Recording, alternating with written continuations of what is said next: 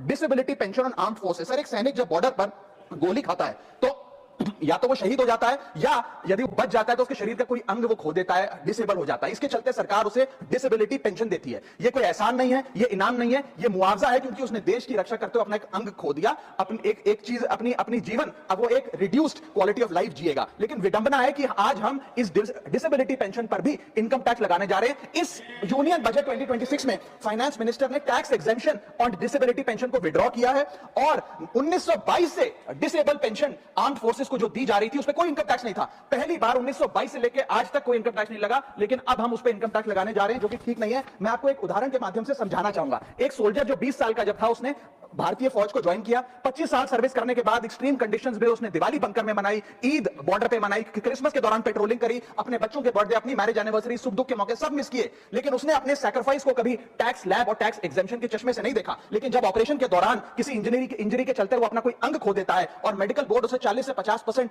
Disable घोषित कर देती है, तो उसके पास दो चॉइसेस होती हैं। या तो वो सर्विस छोड़ दे और पेंशन लेने शुरू लग जाए। अगर सर्विस छोड़ के वो पेंशन लेने लग जाता है तो उसकी पेंशन एग्जेम्प्ट है। लेकिन अगर वो सर्विस नहीं छोड़कर अपनी पूरी टेन्योर काम करता है, अपाहिज होने के बाद, डिसेबल होने के बावजूद भारत माता की सेवा में कार्यरत रहता है, तो उसको डिसेबिलिटी पेंशन जब मिलती है रिटायरमेंट के उपरांत, तो उस पर इनकम टैक्स इस अमेंडमेंट के द्वारा लगाया जा रहा है। सर, ये करके हम एक प्रकार से दो category of wounded soldiers create कर रहे हैं, जिसमें दर्द सहकर जो फौजी ज्यादा काम करता है उससे ज्यादा टैक्स लिया जाएगा। हम अननोइंगली पनिश कर रहे हैं सैनिकों को, घायल होने के बाद जो काम करते हैं। So we are penalizing courage, we are taxing endurance. मैं कहना चाहता हूं sir, when the wound is same, service is same, sacrifice is same, tax treatment अलग अलग नहीं होना चाहिए। डिसेबिलिटी पेंशन कोई विंडफॉल गेन नहीं है, कोई बोनस नहीं है, कोई प्रिविलेज नहीं है। अगर भारत माता की सेवा में उस सैनिक ने अपना कोई अंग खो दिया, उसको टैक्स मान के और उसकी डिसेबिलिटी पेंशन को अतिरिक्त इनकम मान के उस पर टैक्स नहीं लगना चाहिए। You can tax income, you can tax profit, but you can not tax a soldiers sacrifice.